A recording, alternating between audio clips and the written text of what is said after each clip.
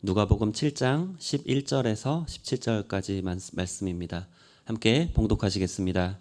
그 후에 예수께서 나인이란 성으로 가실새 제자와 많은 무리가 동행하더니 성문에 가까이 이르실 때에 사람들이 한 죽은 자를 메고 나오니 이는 한 어머니의 독자요 그의 어머니는 과부라.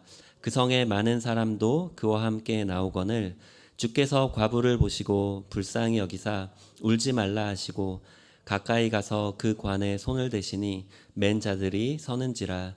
예수께서 이르시되 청년아 내가 내게 말하노니 일어나라 하시매 죽었던 자가 일어나 앉고 말도 하거늘 예수께서 그를 어머니에게 주시니 모든 사람이 두려워하며 하나님께 영광을 돌려 이르되 큰 선지자가 우리 가운데 일어나셨다 하고 또 하나님께서 자기 백성을 돌보셨다 하더라. 예수께 대한 이 소문이 온 유대와 사방에 두루 퍼지니라. 아멘. 할렐루야, 김원성 목사입니다. 편안하신지요? 제가 오늘 영상으로 여러분에게 인사를 드려서 또 말씀을 전하게 돼서 너무 죄송합니다. 제가 오늘 여러분과 함께 성전에서 예배를 드려야 되는데 그렇게 하지 못하게 됐습니다. 다 괜찮았는데 오후에 늦게 아내가 자가 진단 테스트를 했는데 포지티브 반응이 나왔습니다. 코로나가 확진이 됐다고. 그래서 불이 나게 늦게 서목사님 연락을 드리고 또 서목사님 예배를 인도해달라고 부탁을 드렸는데 서목사님도 얼마 있다가 확진이 됐다고 연락이 오셨어요. 정목사님은 이미 확진이 되어 계신 상태고 또 지금 시간이 9시인데 너무 늦어 있는 상황이라 박수희 목사님도 좀 어렵고 또 이영 전사님이나 또 박호영 전사 아니 저기 이효숙 전사님까지도 지금 다들 몸이 안 좋은 상황입니다. 그래서 부득이하게 제가 늦은 시간이지만 영상으로 말씀을 준비했습니다. 원래 전하려고 했던 말씀은 데살로니가 말씀인데요. 그 말씀은 좀 여러분과 함께 호흡을 해야 되는 말씀이기 때문에 그 말씀은 다음 주에 좀 전하도록 하고 오늘 다른 말씀을 함께 보려고 합니다. 누가복음 7장 11절, 17절 말씀입니다. 잠깐 기도하겠습니다. 하나님 감사합니다. 우리 가운데 함께 하신 하나님, 우리를 사랑하시고 또 우리를 붙잡고 계신 하나님을 찬양합니다. 주님, 오늘 예배에 우리 성전에 모여서 또 영상으로 주님을 바라보고 주님을 의지하고자 나아가는 하나님의 사람들 기억하시고 그 마음을 어루만져 주시고 위로하여 주시며 오늘 이 시간 새 힘을 주시고 일어나게 하여 주시옵소서. 축복합니다. 하나님 함께 오늘 이 영상 설교를 통해서 하나님의 은혜를 우리가 경험하길 원하고 예수님의 이름으로 간절히 기도드립니다. 아멘. 오늘 저는 누가복음 7장 11절로 17절 말씀을 통해서 성도여 일어나라 라는 제목으로 함께 은혜를 나누고자 합니다. 어느 한국의 목사님이 한국 소록도를 방문하게 됐답니다.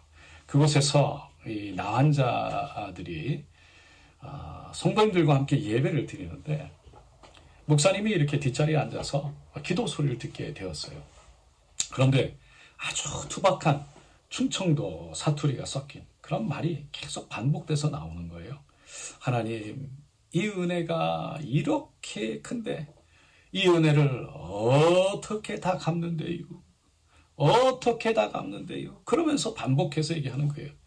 그래서 목사님이 이게 앞에 앉아 있다가 궁금해가지고 도대체 어떤 사람이 이렇게 반복해서 기도를 하시는가? 그리고 돌아봤대요. 그런데 그 사람을 보니까 깜짝 놀랐습니다. 한쪽 눈이 없고 두 손이 없고 팔뚝만 남아있고 정말 얼굴도 형태가 정상이 아니었어요. 도대체 어떤 사람이 저렇게 똑같은 기도를 할까? 근데 어떻게 저런 사람이 하나님 이 은혜를 어떻게 한대요? 그리고 어떻게 갚는데요? 하고 그렇게 기도한다는 게 도대체 이해가 가지 않았어요. 그래서 그 모습을 보다가 목사님이 눈물이 흘러내린 거예요. 이 예배 후에 성도님에게 주신 하나님의 은혜가 얼마나 크게 그렇게 그런 기도를 드리십니까? 라고 물었답니다. 그러니까 성도가 목사님, 제가 문둥병에 걸리자마자 내 아내도 또 내 자식도 다 나를 버렸습니다. 그런데 우리 주님은, 예수님은 나를 버리지 않았습니다. 이렇게 감사한 일이 어디 있겠습니까? 그러는 거예요. 문둥병으로 인해 자신의 삶이 다 끝났다고 생각했는데 주님은 자신을 포기하지 않았다는 거예요. 버리지 않으셨다는 거예요. 그래서 그 믿음을 가지고 살아가기 시작했는데 이 모든 것이 끝났다고 생각할 때 우리 주님은 그 자리에 계셨다는 것이죠. 여러분 오늘 본문 말씀에서도 보면 아들이 죽고 모든 것이 끝난 줄 알았어요. 아들이 먼저 세상을 떠났으니까 엄마의 마음이 미어졌던 거죠. 그 여인은 시집을 갔는데 남편도 일찍 세상을 떠났습니다. 더 기가 막힌 건 아들이 하나 있는데 그 아들마저도 세상을 떠난 거예요.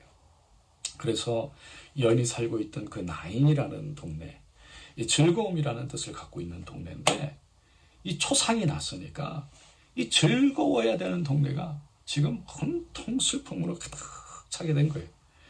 그 아들이 죽고 사람들이 다 이제 끝났다 그러고 시신을 메고 나가는데 무덤으로 가고 있는데 그때 예수님이 그 행렬을 만나게 되는 거죠. 예수님을 만나는 순간 죽음의 행렬이 교시 끝이 아니라 새로운 시작이 된 줄로 믿습니다.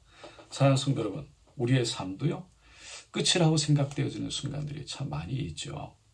주님으로 인해 하지만 다시 새로운 삶이 우리의 삶 속에 시작될 수 있는 줄로 믿습니다. 하나님은요, 모든 사람을 차별하지 않죠. 누구라도 예수님을 만나기라 하면 그 인생이 끝과 같았지만 그 인생을 바꾸어서 변화시켜서 새로운 인생으로 시작되는 이상으로 바꿔주신다는 거예요. 예수님을 만나면 우리가 끝이라고 생각하는 것을 바꿔주시는데 무엇을 바꿔주시는가? 우리는 세 가지를 생각해 볼 수 있습니다. 첫 번째로 슬픔을 기쁨으로 바꿔주십니다. 오늘 보면 13절에 보니까 주께서 과부를 보시고 불쌍히 여기사 울지 말라 하시고 라고 말합니다. 예수님께서 아들을 잃고 죄송합니다. 슬퍼하는 여인에게 오셔서 그의 슬픔을 기쁨의 시작으로 바꾸시는 장면이 펼쳐져요. 여러분 한번 생각해 보세요. 눈에 넣어도 아프지 않을 그 아들을 이제 관에 넣고 그 관을 뒤따르는 그 여인 엄마의 마음, 그 마음이 얼마나 애통하고 슬펐겠습니까? 그 눈에 말할 수 없는 눈물이 나왔을 거예요. 엄마가, 어미 된 자가 자녀를, 자식을, 아들을 먼저 떠나보냈는데 그 슬픔을 여러분 뭘로 표현할 수 있겠습니까? 여인은 자신이 살아있다는 것이 어떻게 보면 한탄스럽기까지 했을 거예요. 그런데 주님이 여인을 보고 하시는 말씀이 뭐냐면 울지 마라라는 것이었어요. 말로만 위로한 것이 아니라 예수님은요, 울지 않도록 눈물을 그칠 수 있도록 14절에 이렇게 하십니다. 가까이 오사 그 관에 손을 대시니 맨 자들이 서 있는지라 예수께서 가라사대 청년아 내가 내게 말하노니 일어나라 하시매. 그러자 그 청년이 오늘 말씀 그대로 일어난 줄로 믿습니다. 이 여인이 죽었던 아들이 일어나서 나오니 그 마음이 이루 말할 수 없었을 거예요. 여러분 울지 마라. 오늘 이 시간 여러 가지 사연으로 오늘 하나님 옆에 나온 모든 분들 가운데 이 하나님의 음성 울지 마라 여러분에게 들려오기를 간절히 축원드립니다. 주님은 오늘도 나인선 과부의 그 흐르는 눈물을 멈추게 하셨던 것처럼 우리의 눈물을 기쁨으로 변화시킬 수 있는 살아계신 하나님인 줄로 믿습니다. 한국 대학생 선교회 김준곤 목사님이라는 분이 계셨죠. 참 유명하신 분입니다. 근데 그분이 딸의 죽음, 그 존재의 제로점이라는 그런 음반을 만들어서 사람들에게 함께 했는데요. 그 음반이 많은 사람들의 마음을 울렸습니다. 그 음반에는 29 나이로 암에 걸려서 그 딸 167일 동안 투병을 하는 그 과정을 아버지로서 또 엄마를 잃은 두 손녀를 5년 동안 가슴으로 키웠던 그 할아버지로서, 또 딸의 죽음을 신앙으로 그 마음을 새롭게 다지는 목회자로서 그 마음을 함께 나누고, 그 모습을 또한 함께 성도님들과 많은 분들과 나눴죠. 거기에는 이런 내용이 있습니다. 둘째 딸 신이가 29이라는 나이에 위암으로 처절한 고통 속에 죽었을 때 저는 존재의 제로점에 서 있었습니다. 제 생애의 가장 애절한 기도가 무참히 거절당한 직후였죠. 체중이 26kg까지 그 딸이 내려가고요. 온몸의 바늘을 꽂고 그 고통이 말로 말할 수가 없었답니다. 그 순간 딸이요, 그 고통 가운데 있는 것을 보면서 딸 대신에 자기가 그 죽음을 대신하고 싶었답니다. 병실 창문 너머로 개나리꽃이 반발한 어느 날 그 딸이 아버지 목사님을 손을 꼭 붙잡고 아빠, 나 살고 싶어요. 살 길이 없을까요? 정말 간절한 눈빛으로 애원을 하며 말했다는 거예요. 그러나 딸은 오히려 다시 자신을 돌이켜서 위로하고, 그리고 이렇게 기도했답니다. 주님, 만약 다시 살 길을 한 번 더 주신다면 제가 어떤 삶을 살 것인지 주님이 잘 아십니다. 그러나 주님이 어떠한 잔을 주시더라도 감사하고 찬송하며 그 잔을 마시게 해 주십시오. 주님의 뜻에 순종하고 싶습니다. 제 고통과 눈물이 기도가 되고 찬송이 되게 하여 주시옵소서. 세상을 떠나기 전에 딸의 눈동자는 참 맑고 평안한 가운데 한 사람 한 사람을 능시하면서 고맙다는 인사를 했답니다. 그리고 딸이 천국 간 후에 김 목사님이요, 잠을 잘 때 딸의 모습을 자주 보곤 했답니다. 그러다 어느 날 그 딸의 모습을 보고 늘 눈물을 흘렸는데 기적이 일어났어요. 심령 속에 성령님께서 목사님을 대신해서 부르는 찬송이 일어났어요.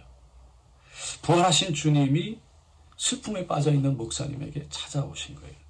근데 그때 이후로부터는 목사님 마음에 그렇게 침울하게 눌려있던 마음이요, 어느 순간 자유로워졌다는 거예요.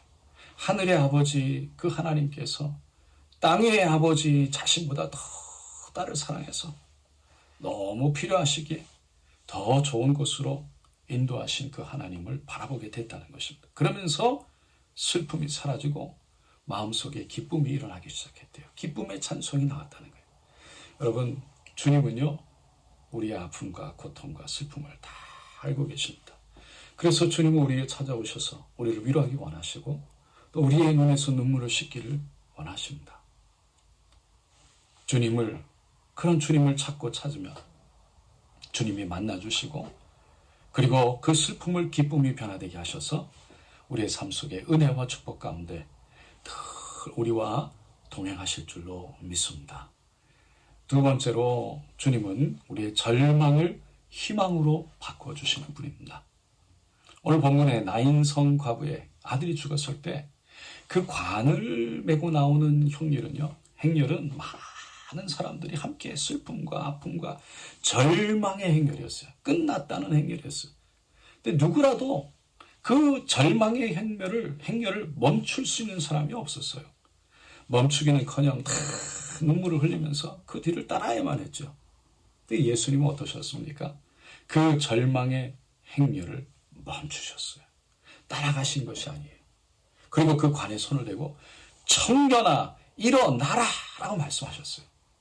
죽은 자에게 일어나라고 말씀하신 거예요. 절망에서 절대 희망으로 예수님을 선포하신 겁니다. 여러분, 오늘 이 청년아 내가 내게 말하노니 일어나라 라고 하신 말씀은요, 수동태예요. 자신의 힘으로는 일어날 수가 없지만 예수님이 생명을 주심으로, 예수님이 진리의 능력의 말씀을 선포하심으로 그 청년이 일어날 수 있다는 것이에요. 여러분, 영원한 생명을 주시는 예수님의 말씀을 우리가 레마의 말씀으로 받게 될 때 우리 마음에 부딪혀 올 때 우리는 그때 죽음을 뛰어넘어 일어날 수 있는 줄로 믿습니다. 톨스토이와 함께 러시아 문학의 한 축을 그었던 도스토예프스키가 있죠. 그는요 아주 우울하고 참 고통스러운 삶을 살았다고 합니다. 어렸을 때 아버지가 정말 살해돼서 고아처럼 살았죠. 청년기에는 혁명당에 가담하면서 결국은 체포되고 이제 사형 선고를 받게 되었습니다. 사형 집행 전에 그의 천재성, 그 문학성 때문에 황제의 특사면을 받고요. 아주 간신히 그야말로 구원받아서 시베리아 벌판에 유배지로 가게 되죠. 유배에서 돌아온 후에 결혼하고 또 자식을 낳게 되는데 그 자식 하나가 그 추위와 배고픔을 견디지 못해가지고 얼어 죽고 말아요. 뿐만 아니라 친형이 있는데 그 친형도 간질병이 있었습니다. 일평생 그 인생을 가만히 보면요. 많은 면에서 막 여러 가지 고통을 받은 거예요. 그런데 그가 지었던 너무나 유명한 죄와 벌, 또 카라마조프가이의 형제들, 이 읽어보면요. 그 인생의 그 깊은 고뇌, 그 깊은 아픔 속에서 그것을 뚫고 일어나는 어떤 용기를 얻게 하는 그런 작품들을 쓴 거예요.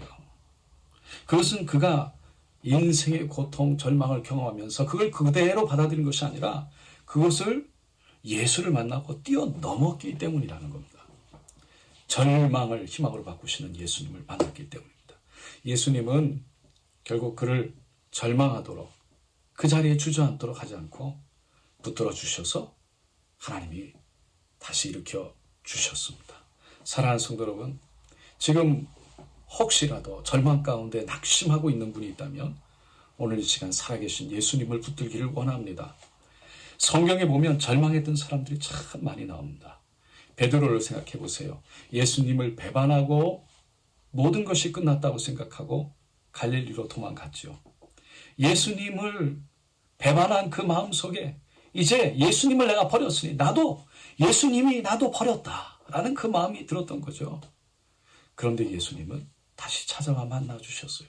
모세가 그 애굽 사람을 쳐서 죽이고 저 광야로 도망갔을 때 미디안 광야에서 내 인생이 이제 끝났다. 사람을 죽였고 나는 이제 내 인생 소망이 없다라고 생각하고 40년을 그 광야 속에서 양들을 치며 살았지만 하나님이 그를 다시 부르시고 떨기나무 불꽃 가운데 불러주셨던 거예요. 여러분, 우리가 주님을 만나면 아무리 절망이라도 그 가운데서 주님이 주시는 새로운 희망을 볼 수 있게 될 줄로 믿습니다. 내 인생이 아무리 끝났다라는 생각 속에서도 주님이 찾아오시면 새로운 기쁨과 희망으로 일어나게 된다는 것입니다. 세 번째로 주님은요, 우리를 이 죽음의 이 고통, 죽음을 생명으로 바꾸시는 거예요. 소설 빙점이라는 이 작가 미우라 아야코, 참 유명한 분이죠. 일본의 독실한 크리스찬인데 여성분인데 젊은 나이에 13년 동안 폐결핵으로 참 많은 아픔을, 고통을 경험했습니다. 늘 죽음 그림자가 그 가운데 있었던 거예요. 교회에 나가서 예배를 드리면서 하지만 신앙의 이 뿌리, 신앙의 소망을, 희망을 놓지 않았어요. 삶의 용기를 놓지 않았어요. 그럼 그녀가 일어날 쯤 했는데 암이 찾아왔어요. 이 암이 다시 와가지고 그야말로 진퇴양난, 어떻게 할지 모르는 상황이죠. 그럼에도 불구하고 그 마음속에 하나님이 자신을 사랑한다는 확신을 가졌어요.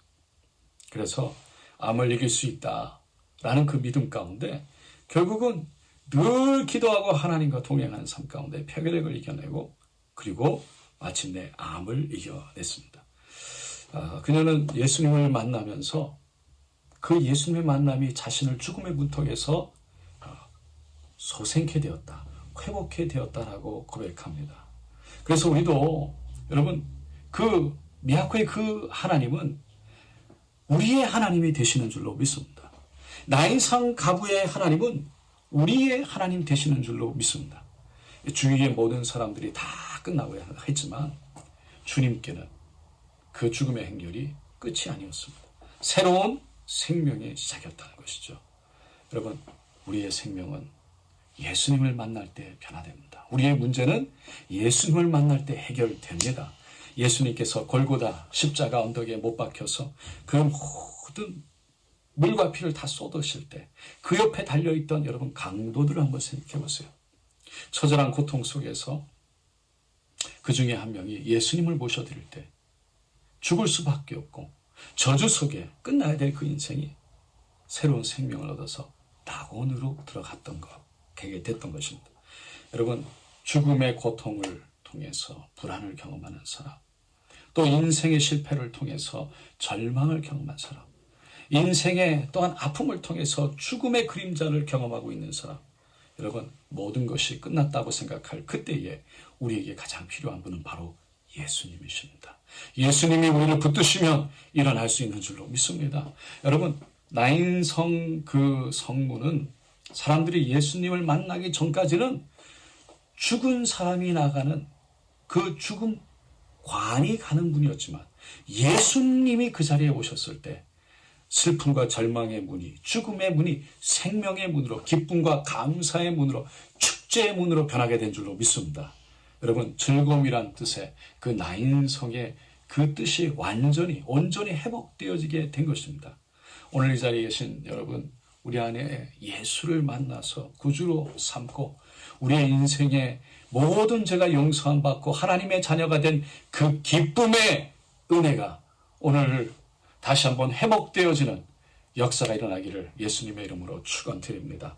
사랑하는 성도 여러분, 늘 주님의 은혜 가운데, 주님의 사랑 가운데, 주님이 함께 하신다는 믿음 가운데 여러분의 입술로 고백하고 기도하며 선포하고 그리고 소망하며 이겨내시기를, 일어나시기를 예수님의 이름으로 간절히 축원드립니다. 기도하겠습니다. 하나님, 간절히 기도합니다. 축복합니다. 성령으로 함께하여 주시고 기름 부어 주시고 성령으로 붙들어 주시고 하나님의 은혜로 도와여 주시옵소서. 주여, 주님께서 오늘 이 시간 마음의 슬픔과 좌절과 절망 가운데 오신 모든 성도님들의 마음을 움직여 주소서. 주여, 예수님 찾아오셔서 못장난 선언져 주시옵소서. 아버지여, 그 슬픔 속에 있는 마음들을 일으켜 주시옵소서. 청년아 일어나라 라고 말씀하신 그 말씀이 오늘 우리 성도님들에게 선포되어지게 하여 주시옵소서. 우리 함께 말씀을 생각하면서 우리 주여 간절히 세우고 기도하겠습니다. 주여, 주여, 주여. 할렐루야, 할렐루야, 할렐루야, 할렐루야, 할렐루야. 주님을 찬양합니다. 주여, 우리 아픈 마음, 아버지, 우리의 두려운 마음, 아버지, 우리의 질병과 하나님, 우리가 넘어진 끝과 같은 마음속에 주님 찾아와 주셔서 우리를 회복시켜 주시고 일어나게 하여 주시고 하늘 향해 두 손을 들게 하시고 성령을 의지하게 하여 주시옵소서. 주여, 도와주시옵소서. 기억하여 주시옵소서. 인도하여 주시옵소서. 성령님 붙들어 주시옵소서. 할렐루야, 할렐루야, 할렐루야. 주님 도와주시기 원합니다. 주여, 성령으로, 성령으로, 성령으로, 성령으로 인도하여 주시옵소서. 주여, 성령으로, 성령으로, 성령으로 인도하여 주시옵소서. 주여, 우리 모든 성도님들에게 못장난 선언져 주시고 예수의 보혈로 우리를 채워주시고 절망이 떠나게 하시고 하나님 슬픔이 떠나게 하시고 마지막이라는 하나님 끝이 변하여 새로운 시작으로 일어나게 하여 주시옵소서. 하나님, 그 나인성에 그 청년을 일으키셨던 것처럼 그 아들의 어미의 마음을 만드시고 하나님 그 슬픔을 절망을 기쁨과 회복으로 변화시켰던 것처럼 주여 도와주시옵소서. 주여, 우리 모든 성도님들에게 은혜를 베풀어 주시옵소서. 할렐루야, 할렐루야, 할렐루야, 할렐루야. 하나님 감사합니다. 우리 모든 성도님들 기억하소서. 하나님 은혜의 손길로 덮어주시옵소서. 치료의 손길로 덮어요 주시옵소서. 주여, 마음에 절망이 있습니까? 만져주소서. 일어나게 하시옵소서. 주여, 찾아와 주시옵소서. 머리부터 발끝까지 예수의 볼로 바른 곳 채워주시고 머리부터 발끝까지 모든 질병과 병마와 악한 것이 떠나가게 하여 주시고 마음의 문제가 떠나가게 하시고 하나님 소망이 없던 것이 변하여 소망이 일어나게 하여 주시고 하나님 절망 속에 주저앉아 있던 그 모든 발걸음을 일어나게 하여 주시옵소서. 하나님 축복합니다. 축복합니다. 우리 모든 성도님들 하나님의 은혜의 손길로 덮어주시고 일어나게 하여 주시옵소서. 축복합니다. 축복합니다. 축복합니다. 축복합니다. 축복합니다. 치료하신 하나님 감사드립니다. 할렐루야. 오늘도 역사하시고 치료하신 하나님 홀로 영광 받으시고 우리 모든 성도님들에게 위로와 평강과 그리고 회복의 은혜로 더하여 주심을 감사합니다. 할렐루야. 할렐루야. 감사드리고 예수님의 이름으로 간절히 축복하고 기도드리옵나이다.